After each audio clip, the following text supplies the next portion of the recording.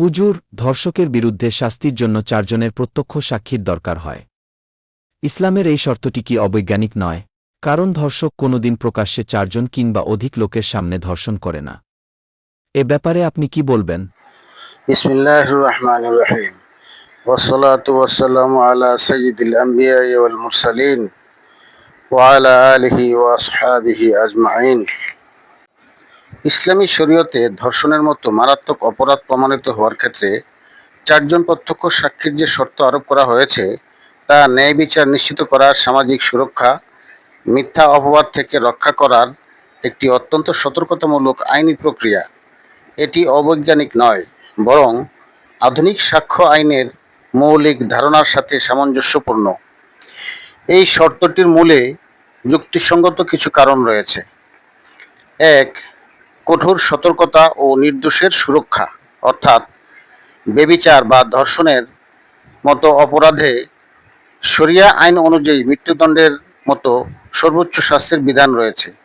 কোনো নিরপরাধ ব্যক্তি যেন সন্দেহের বশে বা ব্যক্তিগত আক্রোশে মিথ্যা অপবাদের শিকার না হয় তা নিশ্চিত করতেই 4 জন সাক্ষীর এই কঠিন শর্ত দেওয়া হয়েছে।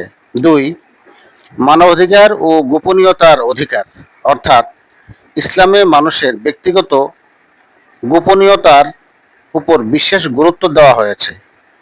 কোনো অপরাধ গোপনে সংঘটিত হলে তা নিয়ে ঘাটাঘাটি করা বা ব্যক্তিগত জীবনে আড়ি পাতা ইসলামে নিষেধ। তাই 4 জন সাক্ষী ছাড়া কেবল অনুমানের উপর ভিত্তি করে কাউকে দোষী সাব্যস্ত করা যায় না। 3. সাক্ষ্যের মানদণ্ড ও বিজ্ঞান, অর্থাৎ আধুনিক বিচার ব্যবস্থা বা বিজ্ঞানের দৃষ্টিতে যে কোনো অপরাধের অকাট্য প্রমাণ বা বিয়ন্ড রিজনেবল ডাউটের প্রয়োজন হয়।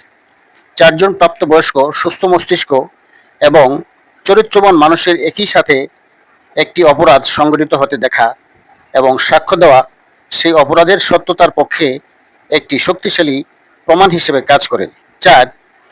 মিথ্যা অপবাদের শাস্তি, অর্থাৎ 4 জন সাক্ষী না থাকলে এবং অভিযোগ প্রমাণিত না হলে উল্টো অভিযোগকারীকে মিথ্যা অপবাদ দেওয়ার দায়ে কঠোর শাস্তির মুখোমুখি হতে হয়।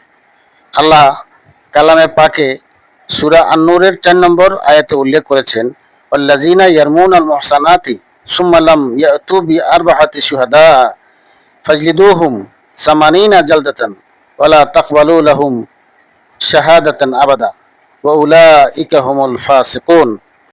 যারা সতীসাধ্যী রমণীর প্রতি অপবাদ আরোপ করে এবং 4 জন সাক্ষী হাজির করে না, তাদেরকে 80টি বেত্রাঘাত করো আর তাদের সাক্ষ্য কখনো গ্রহণ করো না, এবং এরাই সত্যত্যাগী বা ফাসিক।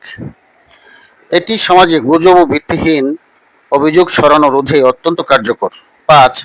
বিকল্প প্রমাণের সুযোগ, অর্থাৎ আধুনিক ইসলামী আইনশাস্ত্র এবং ফিকহ অনুযায়ী কেবল প্রত্যক্ষ সাক্ষীই নয়, বরং চিকিৎসাগত প্রমাণ বা মেডিকেল এভিডেন্স, ফরেনসিক রিপোর্ট এবং অন্যান্য সার্কামস্টেন্সিয়াল এভিডেন্স এর মাধ্যমে অপরাধ প্রমাণের সুযোগ রয়েছে।